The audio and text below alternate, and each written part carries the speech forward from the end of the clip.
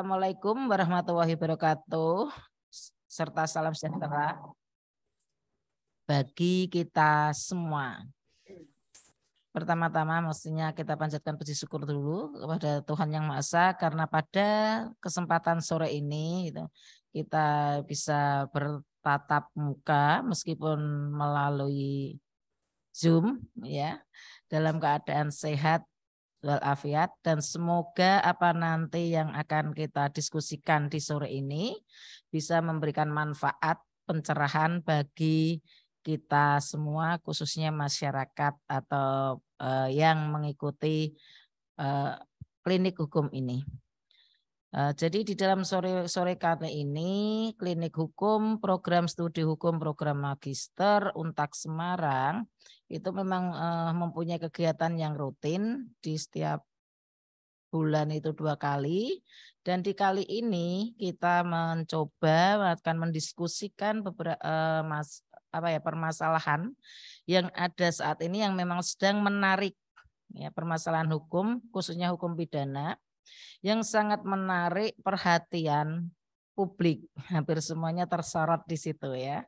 Dengan nanti pengulasnya yang pertama adalah Bapak Dr. Frans Simangunsong SHMH, akademisi dan sekaligus praktisi dari Fakultas Hukum Untak Surabaya.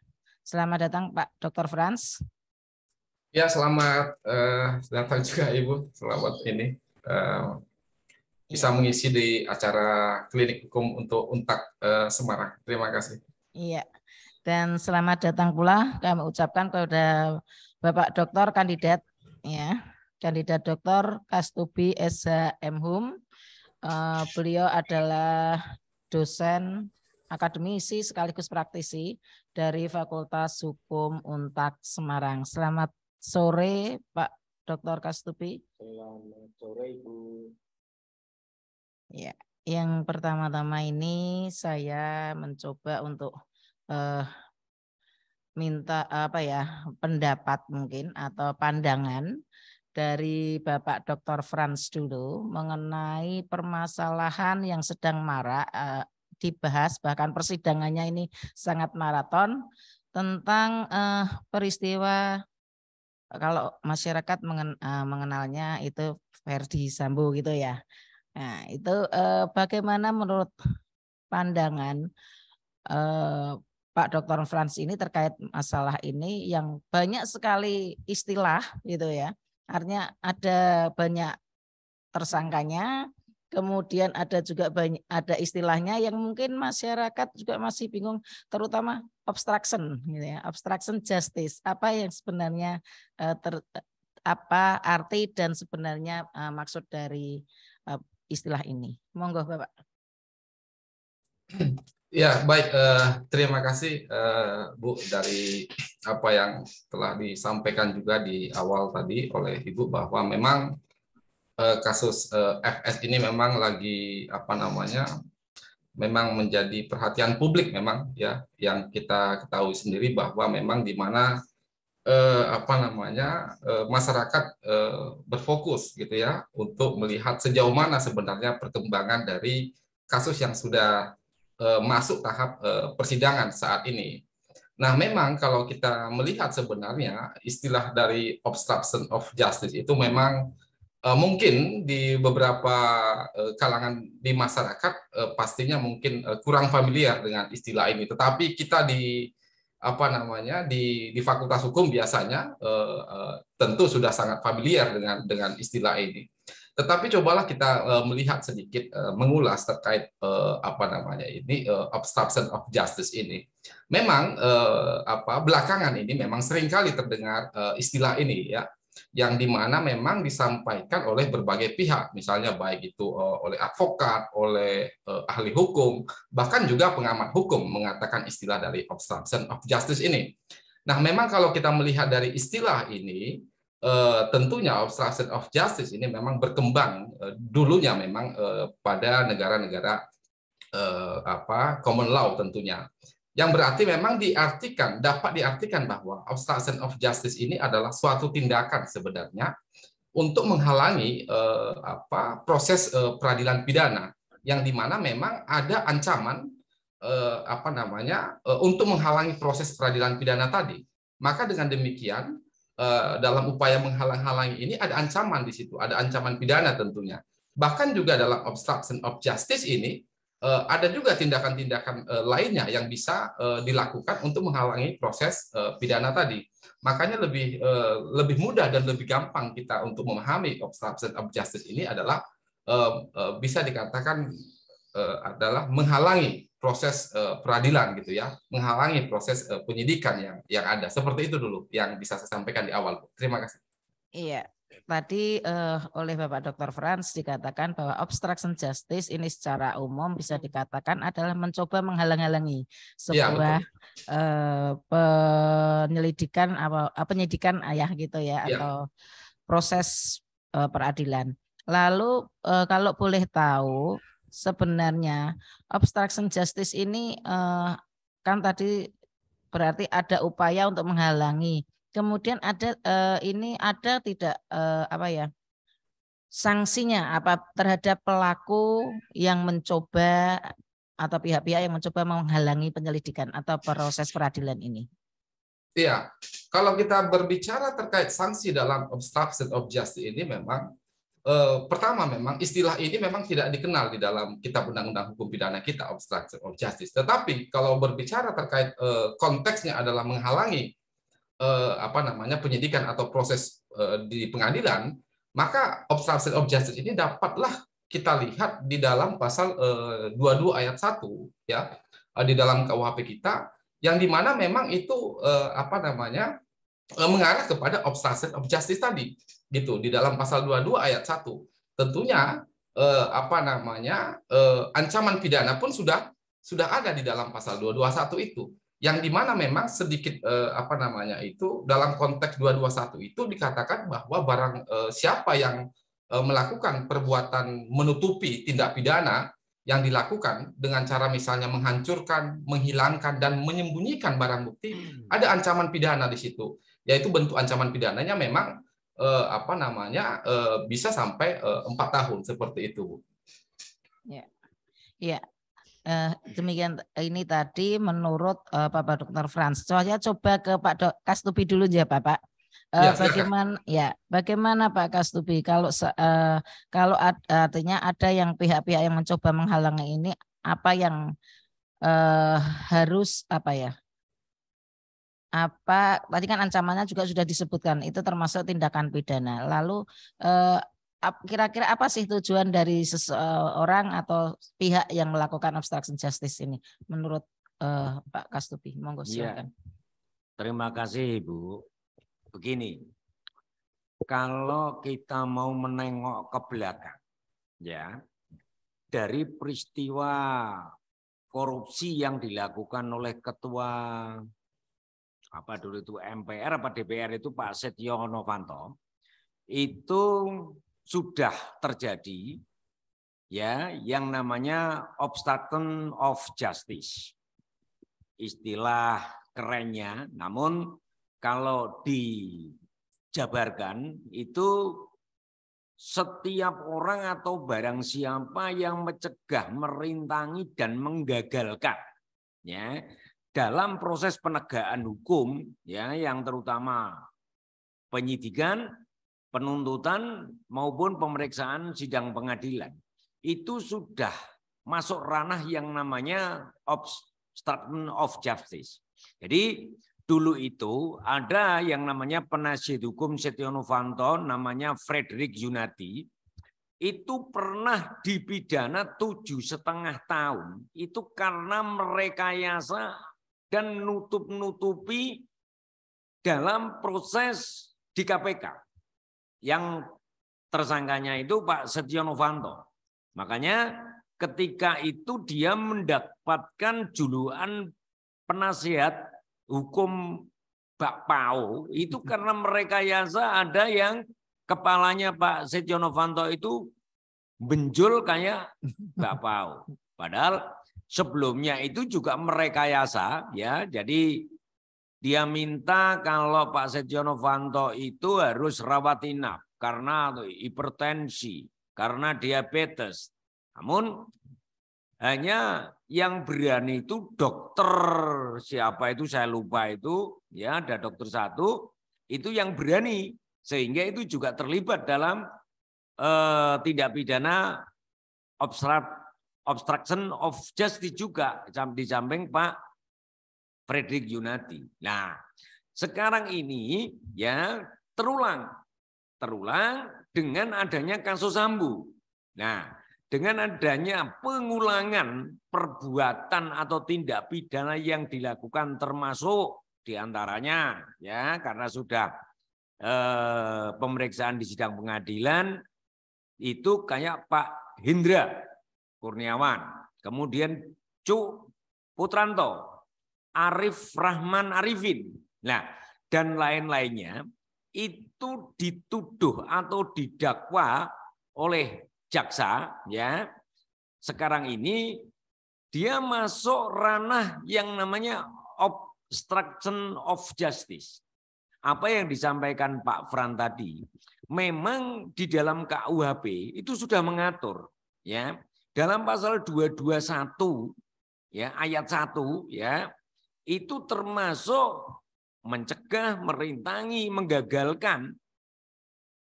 Lah fisik dan bentuknya kayak apa Pak? Ya tentunya kayak misalnya menghilangkan atau merusak barang bukti, menyembunyikan katakanlah tersangka misalnya, atau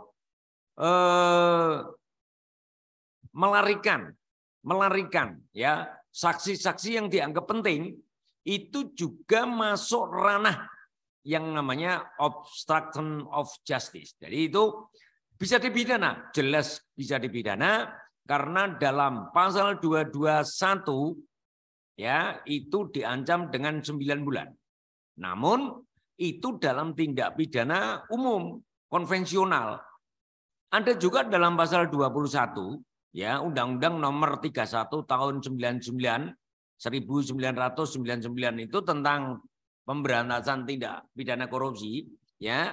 Khususnya pasal 21 itu orang-orang atau pelaku-pelaku obstruction of justice ini diancam dengan pidana itu, ini maaf kalau tidak salah, itu minimal 3 tahun dan maksimal itu 12 tahun. Ya. Dan denda itu kalau tidak salah itu 150 miliar sampai maksimalnya itu 600 miliar. Nah, dari situlah berarti pentingnya aturan-aturan hukum ya dalam proses penegakannya. Jadi law enforcement-nya itu memang sudah jelas secara normatif itu sudah diatur. Namun itu yang terkuat. Bagaimana apabila di daerah-daerah itu banyak sekali yang namanya tidak pidana obstruction of justice. Namun tidak terungkap atau memang tidak diungkapkan misalnya. Banyak itu. Jadi misalnya ada seorang pelaku tidak pidana. Itu lek cara wong Surabaya apa cara wong Semarang itu didelikke, diumpetke. Lah, itu jelas itu obstruction of justice. Tapi kenapa penyidik tidak menjangkau orang-orang yang menyembunyikan, orang-orang yang menyembunyikan tersangka itu banyak itu. Nah itu. Namun ketika dibidik alasannya si yang delik itu lah, mosok saudara mosok mau nginep enggak boleh. Alasannya seperti itu. Selalu terjadi itu. Nah itu saya kira itu Bu. Yeah. Jadi pandangan awal saya kira kok memang realnya seperti itu. Yeah. Yeah. Yeah. Terima kasih Pak Kastobi. Ini sangat menarik setelah masuk ke dalam ya diskusi tentang abstrak nih. Ternyata obstruction of justice ini tidak hanya di masalah pidana umum, namun juga di pidana-pidana khusus itu banyak. Yeah. Tidak hanya di masalah-masalah besar tadi menurut Pak Kastobi, tapi juga ternyata di masalah-masalah yang mungkin sifatnya kecil kan, artinya bukan tidak yang skala nasional yang apa ya biasa ya.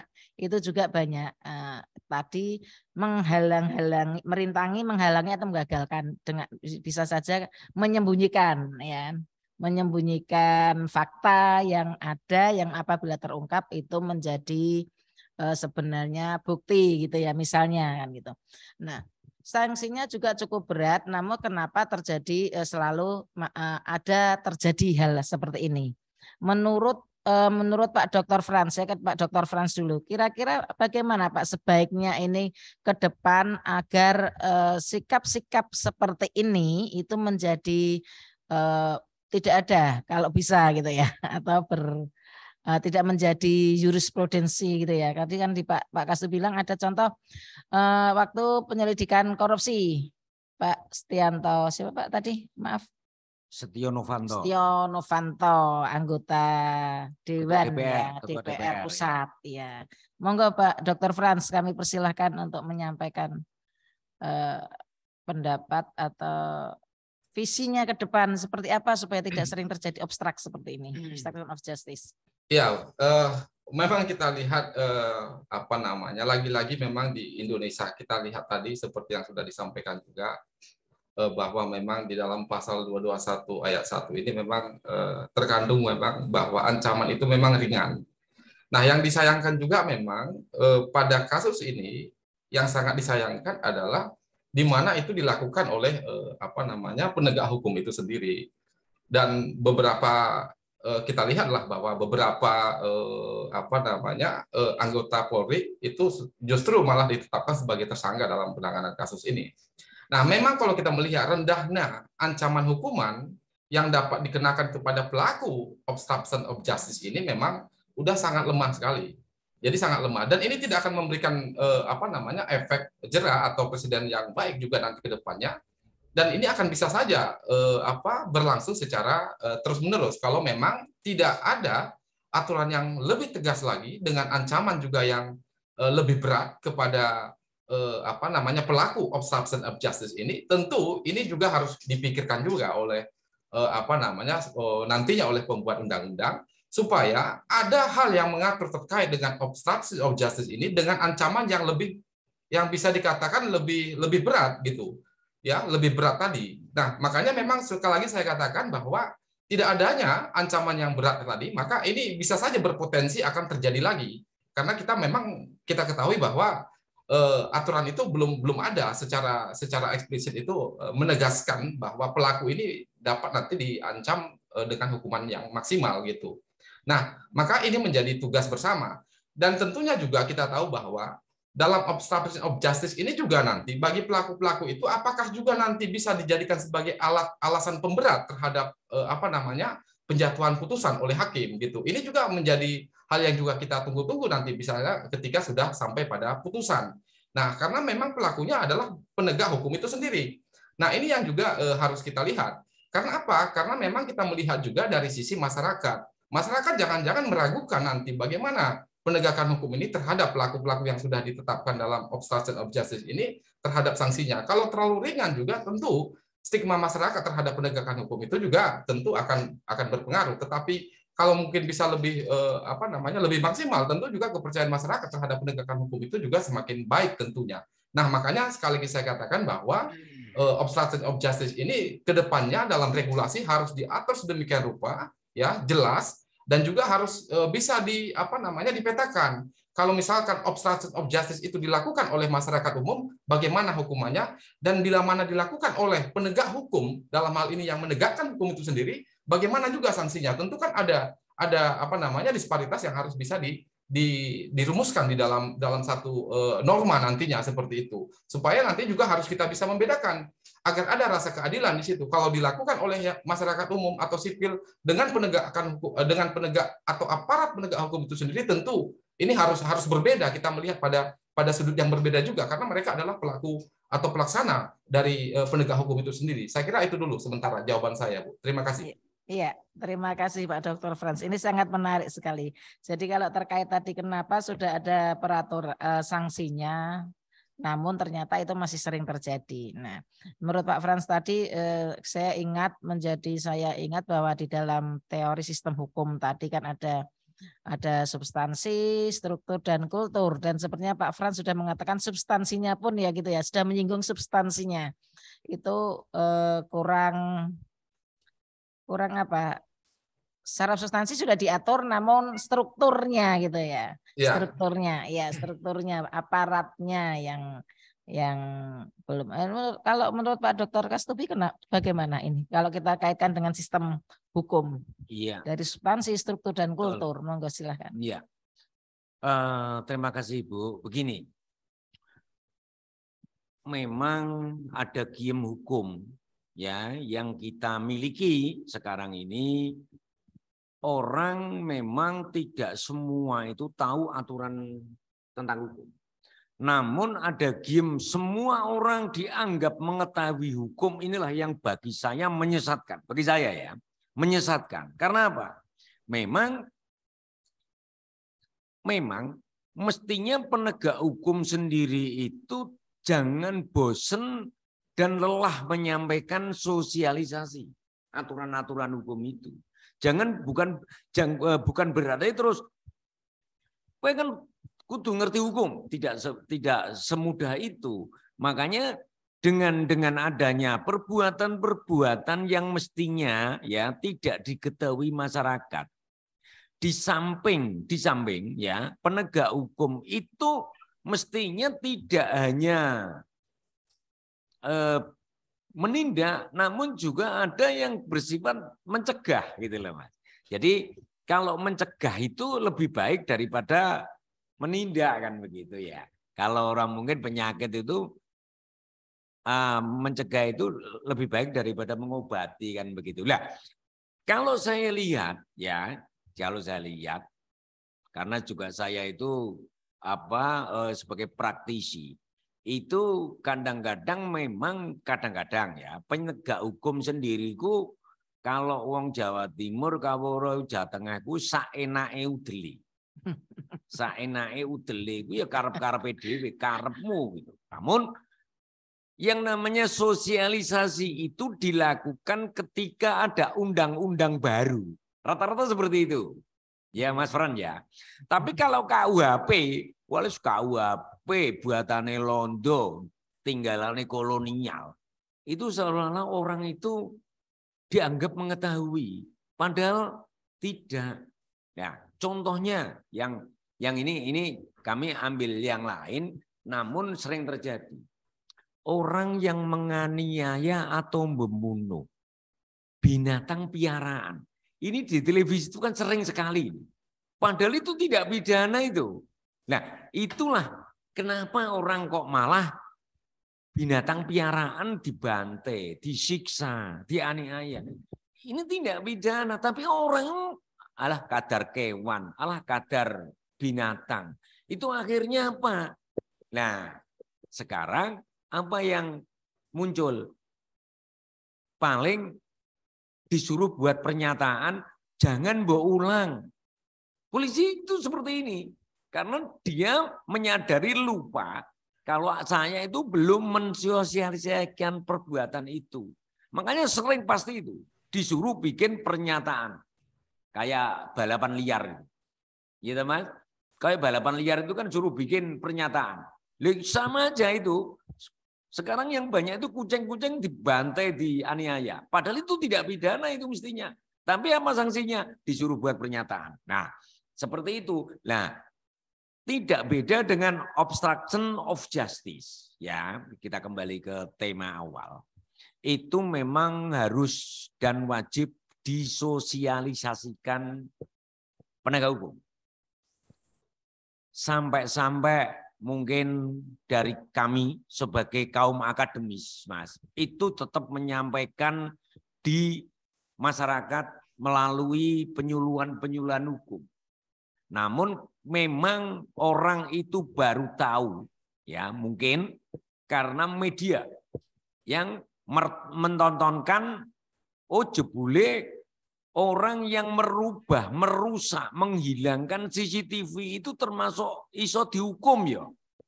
Orang baru tahu sekarang. Nah itu.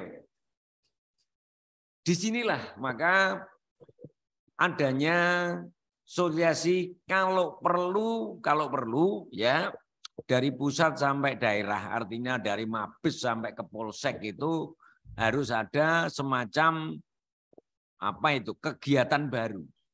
kegiatan baru untuk mencegah orang-orang yang diduga sebagai apa?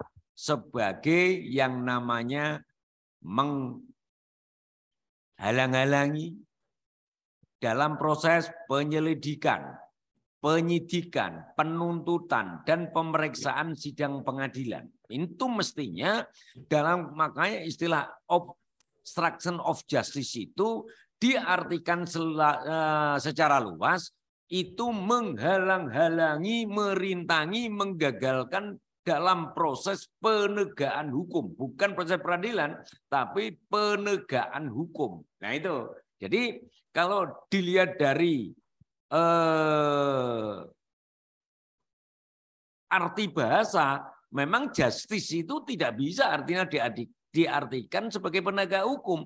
Namun kalau diartikan secara luas, itu yang namanya obstruction of justice itu yang menghalang-halangi, merintangi dalam proses penegakan hukum, bukan hanya peradilan. Kalau saya sebagai kaum akademis seperti itu. Itu begitu, Bu. Ya. Terima kasih Pak Kastubi pencerahannya. Ini saya jadi lebih paham ini. Ya, jadi abstrak tadi termasuk adalah menghalang-halangi proses penegakan hukum, ya, proses penegakan hukum dari tingkat penyidikan sampai ke peradilan gitu ya Pak ya. Secara. Nah, kemudian bentuk-bentuk dari abstrak ini kan bisa tadi mungkin menghilangkan barang bukti, bohong, bersaksi. Ya, bersaksi palsu. Betul. Enggak. Betul. Bentuknya seperti apa, Pak? Obstruction of justice itu begini, Ibu ya. Termasuk menghilangkan barang bukti. Barang bukti. Kemudian menyembunyikan saksi. Saksi. Menyembunyikan tersangka. Ya. Atau justru malah kayak yang sekarang ini ya, yang masyarakat itu baru memahami, termasuk yaitu merusak itu berarti apa? Sesuatu barang yang semula bisa dipakai menjadi tidak bisa. Contohnya kayak DVR, CCTV itu misalnya kok dirusak, berarti kan hasil rekaman yang di DVR itu hilang. Nah, inilah masuk ranah ke obstruction of justice. Itu begitu. Atau misalnya barang bukti itu diganti, artinya diganti itu seperti ini. Ya, saya contohkan. Begini Bapak, ini mungkin karena saya pelaku di lapangan. Mestinya kalau ada sabung ayam yang diikuti dengan istilah Jawa Timur, Jawa Tengah itu ada botoan. Itu mesti kan masuk ranah ke yang namanya 303. Perjudian. Namun ketika barang bukti ya karena bentuknya sabung ayam, maka ayam itulah yang disita sebagai barang bukti. Bagaimana Pak apabila barang bukti yang disita polisi ternyata di pengadilan berbeda? Oh itu bisa, sangat bisa sekali. Saya lakukan itu pernah. Jadi yang namanya barang bukti jago, ya itu kan ada yang namanya ayam, istilah ayam Bangkok. Ayam Bangkok itu ayam yang dulunya itu dari Thailand. Ketika jago pada saat diadu, itu mesti si pemilik jago itu pasti biar jagonya biar menang. Tentu ini jago menggunakan mesti taji. Istilahnya taji jalu. Kalau orang Jawa Timur pakai jalu. Tapi ketika dijadikan bukti di pengadilan, loh, jalu itu berubah. Ini fakta ini, ya, berubah. Makanya ketika itu terdakwa itu protes. Apakah saudara kenal dengan jago itu? Tidak kenal. Karena apa? Jago saya bukan itu. Lah, apakah siapa yang menghalang-halangi dan merintangi proses peradilan? Tentunya mungkin tidak orang lain, tapi juga malah saya menduga penegak hukum sendiri. Siapa yang membawa terdakwa dan barang bukti ke sidang? Jaksa.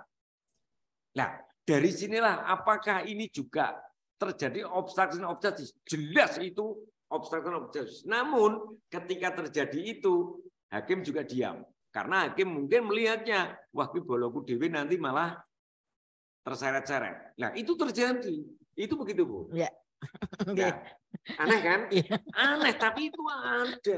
Nah, apakah itu mengijoli atau menukar barang bukti itu termasuk apa enggak? Obstruction of justice. Obstruction of justice. Tapi tidak ada apa-apa. Itu seperti itu. Tapi kalau kasus itu karena tidak mengundang perhatian publik, sehingga seolah-olah beku. Coba kalau itu kasusnya itu yang mengundang perhatian publik karena ada korban misalnya. Karena ditembaki polisi, mungkin itu terjadi. Tapi karena ini hanya 303, perjudian, ya wis lah rapopo. Akhirnya seperti itu. Itu fakta. Itu seperti itu. Iya. Begitu Ibu? Iya, iya. Ya itu. Sangat menarik ini Pak Kastubi ya. Iya. Jadi ternyata Iya, obstruction justice ini kalau menurut Pak Kastubi gitu ya. Tadi saya perhatikan sebenarnya tidak hanya datang dari pihak pelaku tindak pidana, tapi kemungkinan juga malah justru dari Penegak hukum gitu ya. Jadi penegak hukum. Oknum ya. Oknum. Iya. Ya kan? Ada itu. Ya, lah ini sebaiknya gitu ya. Menurut Pak Kastubi, sebentar sih Pak Dr. Frans, saya tak minta pendapat Pak Kastubi dulu. Sebaiknya idealnya bagaimana ke depan supaya tidak artinya tidak terjadi hal yang seperti ini. Jadi begini Ibu. Jadi kalau menurut saya ya. Itu harus ada regulasi tersendiri yang mengatur tentang obstruction of justice. Karena apa? Sanksinya kalau dalam tindak pidana umum itu hanya 9 bulan penjara. Ini sangat ringan, ya, sangat ringan.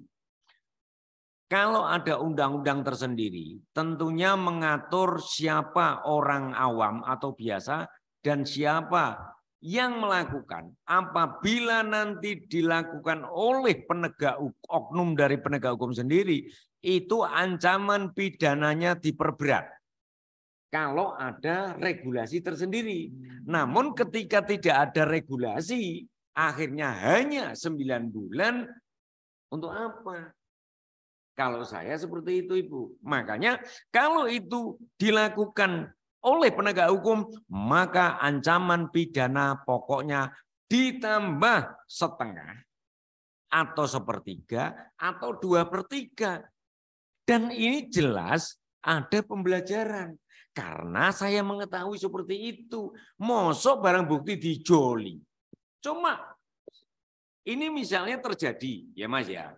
Terjadi pada Irjen Teddy Minasa. Itu ternyata misalnya sabu itu diganti terawas, coba. Ya, itu dihadirkan di sidang. Apa itu tidak termasuk obstruction justice? Ya. Itu dilakukan seorang jenderal, ya, dilakukan jenderal. Dan faktanya seperti itu. Barang bukti ditukar sama terawas. Nah, apakah ini tidak obstruction justice? Itu pendapat saya justru malah itulah makanya ada undang-undang khusus yang mengatur tentang obstruction justice. Sehingga tidak hanya orang awam sajalah yang dibidik oleh hukum, namun penegak hukum pun juga bisa dibidik oleh itu. Yeah. Itu loh Bapak Ibu. Ya gitu ya. Jadi saya jelas tadi terkait dengan sistem hukum ke depan gitu ya. Kalau tadi kan Pak Dr. Frans mengatakan secara substansi mungkin sudah diatur gitu ya. Dan Pak Kastubi juga mengatakan substansinya sudah mestinya diatur lebih tegas lagi dengan peraturan yang membedakan. Misalnya yang menghalangi itu adalah pelaku tindak pidana dengan dari oknum misalnya penegak hukum kan gitu. Karena oknum ini penegak hukum yang harusnya mengerti peraturan itu bersalah mestinya diberi sanksi yang lebih berat kan gitu. Nah, supaya menjadi ada efek jera. Kembali ke Pak Dr. Frans, mungkin tadi kan kalau dikatakan Pak Kastubi ada dari pelaku tindak pidana dan sama oknum penegak hukumnya. Kira-kira kalau dari segi struktur dalam sistem hukum tadi, itu apa yang harus diperbaiki atau lakukan agar tidak terjadi seperti ini? Mungkin Ya. strukturnya, kulturnya, monggo silahkan. Ya, memang tentunya apa tadi yang sudah disampaikan bahwa ya memang harus seperti itu ya. Kalau kita berbicara tentang regulasinya, memang harus ada juga. Saya setuju tadi yang disampaikan bahwa harus ada undang-undang khusus ya yang mengatur tentang obstruction of justice ini. Bagaimana tadi disampaikan juga bahwa kalau untuk sipil harus berapa, apalagi untuk oknum penegak hukumnya, justru harus memang ada pemberatnya di situ karena memang penegak hukum ini adalah sebagai penegak hukum itu sendiri yang melaksanakan atau yang menjalankan undang-undang tadi. Nah, kalau kita melihat pada strukturnya sekarang itu memang ya sejauh mana sebenarnya kemauan sebenarnya komitmen dari penegak hukum itu sendiri untuk konsisten lah seperti itu ya. Konsisten artinya bertanggung jawab dan tentunya secara profesional dalam penanganan beberapa kasus-kasus yang sedang ditangani oleh penegak hukum itu sendiri tentunya memang harus sesuai dengan sesuai pada koridornya gitu. Jadi jangan ada hal-hal atau tindakan-tindakan yang sekarang ini terjadi ini terulang kembali. Jadi kita kembalikan lagi kepada komitmen dari aparat penegak hukum kita. Nah, tentunya juga kita harus melihat pada sisi yang lain bahwa memang sekarang itu kan tidak semata-mata memang melihat pada aspek yuridis saja, tetapi juga harus dilihat juga terkait juga pada sisi yang lain, artinya adalah pada spiritualitas daripada penegak hukum itu sendiri. Nah, ini juga penting ya.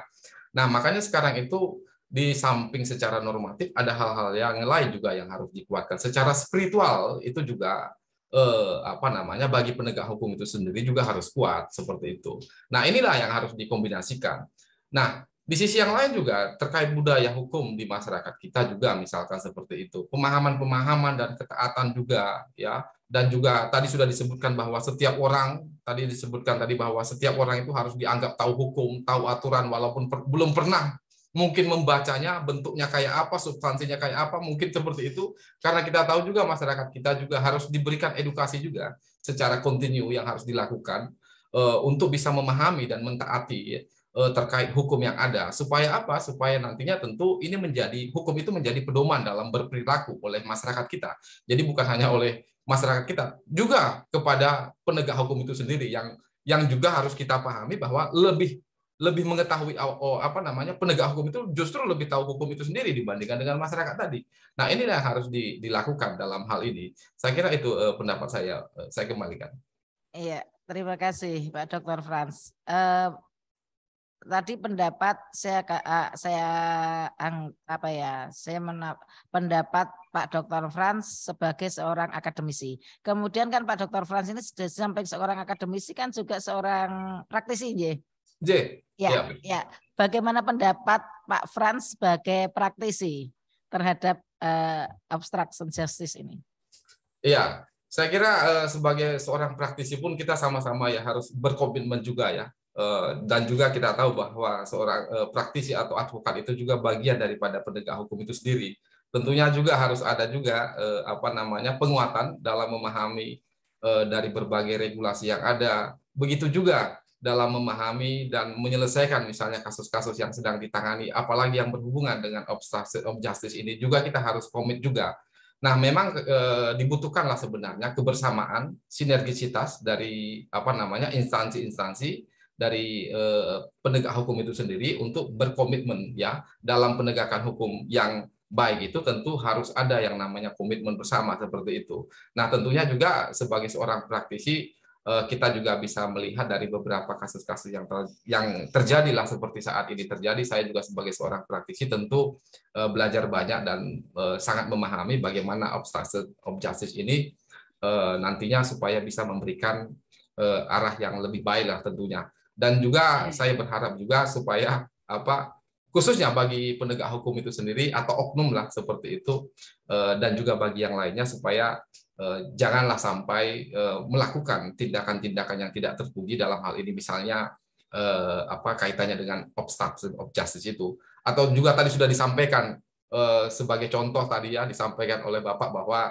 sudah ada juga yang masuk yang menghalang-halangi proses penyidikan, lawyernya Setia Novanto Fredrik itu yang sekarang juga kita tahu sudah sedang menjalani hukuman. Ini juga menjadi presiden juga bagi praktisi-praktisi supaya jangan sampai mengikuti langkah-langkah yang merusak citra seorang praktisi atau lawyer tadi, seperti itu.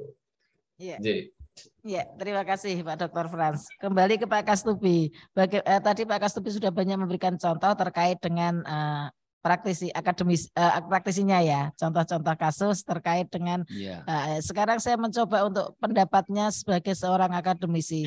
Bagaimana? Monggo. Iya, begini Bu, tetap apa yang saya sampaikan tadi ya, mengarah pada yang namanya regulasi ya. Substansi, ya. Saya tetap berharap wakil-wakil kita di DPR ini supaya melek ya, apa arti pentingnya yang namanya obstruction of justice. Karena memang biar dijabarkan, diberikan definisi substansi masuk ranah apa, perbuatan apa yang masuk ke obstruction of justice.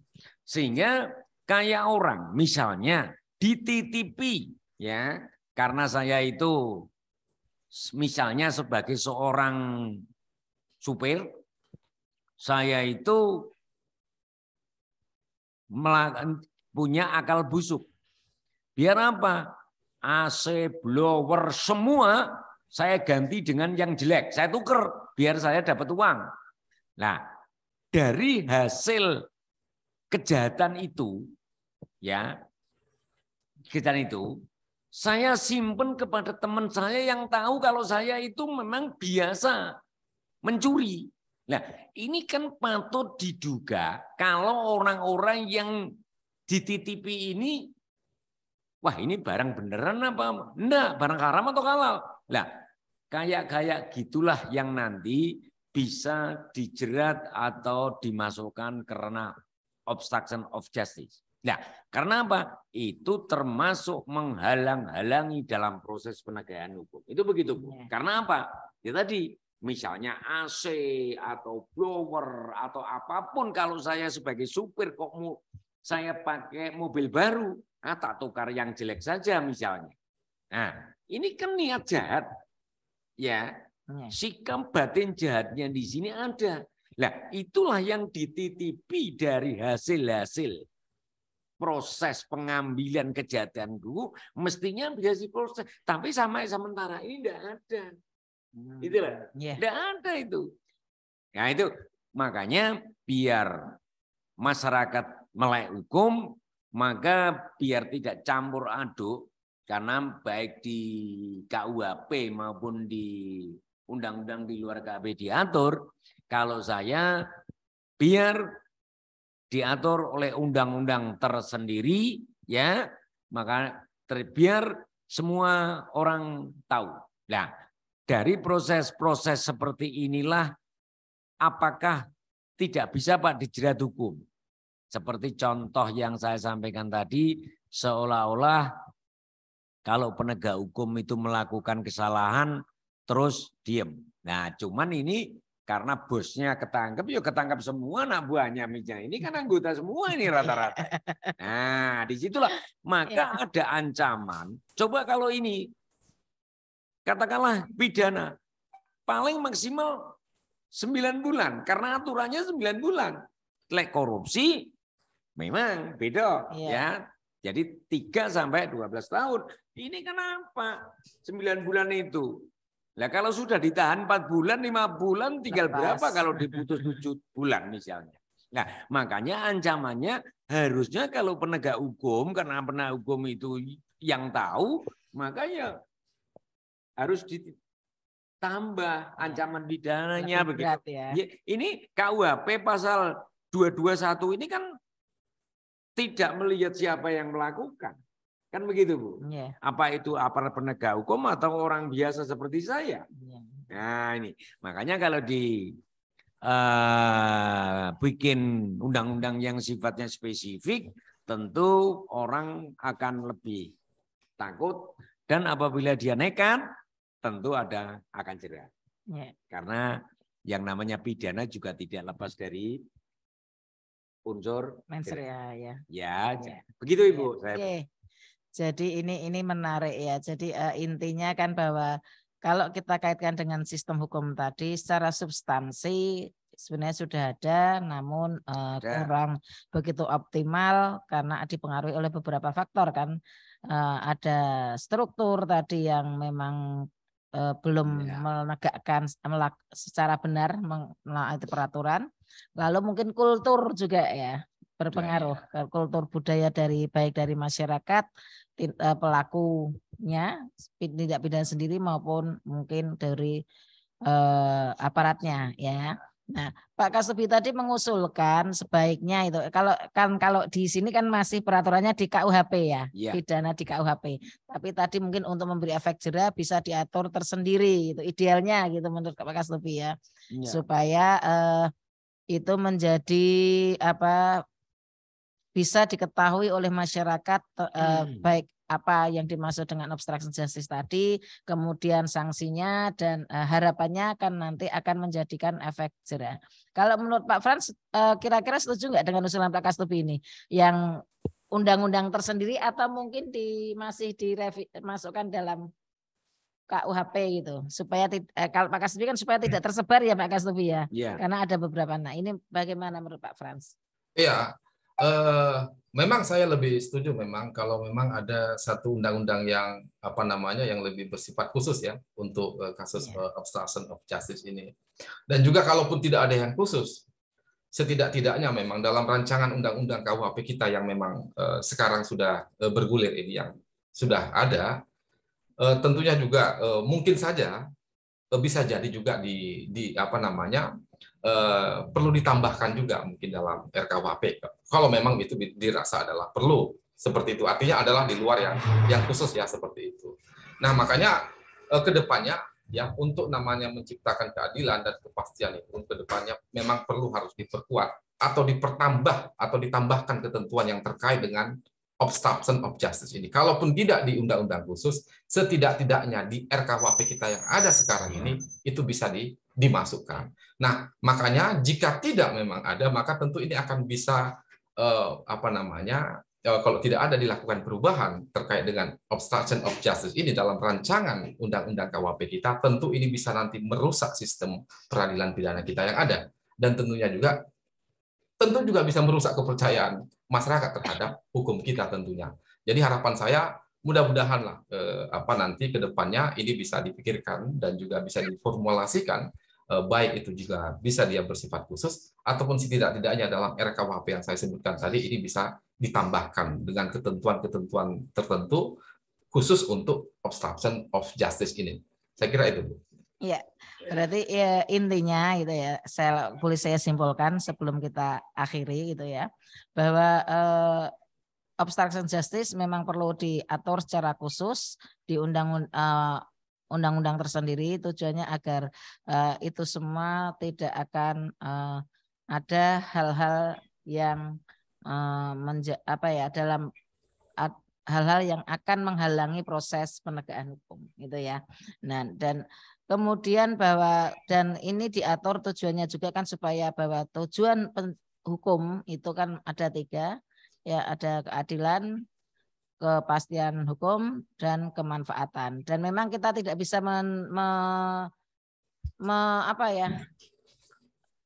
tujuan keadilan dulu atau mengutamakan keadilan dulu atau kepastian dulu, itu tidak bisa memang karena ini memang saling. Tapi harapannya dengan diatur secara tersendiri nanti akan mewujudkan rasa keadilan. Demikian sih Pak Frans dan Pak Kasubdi. Ya, betul. Kalau begitu terima kasih. Sepertinya sudah hampir 1 jam kita berdiskusi. Mudah-mudahan diskusi ini bisa bermanfaat bagi semua mahasiswa, praktisi, penegak hukum dan umum tentang mengetahui memperoleh pencerahan mengenai obstruction justice ini dan bentuk dan sanksinya. Demikian, terima kasih Pak Frans atas waktunya. Sama-sama Bu, sama-sama Bapak. Terima kasih. Salam buat teman-teman di Fakultas Hukum Untak Surabaya, khususnya Bapak Dekan, dan terima kasih Pak Dr. Kasubdi ya atas waktunya juga karena yang telah meluangkan waktu ini Pak waktunya sudah. Terima kasih bisa mengisi di acara klinik hukum, program studi hukum, program magister. Mudah-mudahan kerjasama ini bisa berlangsung dan bisa bermanfaat untuk semuanya. Terima kasih. Terima kasih. Ya, terima kasih. Kami akhiri. Assalamualaikum warahmatullahi wabarakatuh. Waalaikumsalam warahmatullahi wabarakatuh. Baik, Salam terima kasih sehat. Bapak Ibu. Ya. J, salam sehat selalu. Salam buat teman-teman di Fakultas Hukum Untak Surabaya, J. Iya. Bapak Ibu. Saya Terima live dulu. kasih. Terima kasih, J. Ya.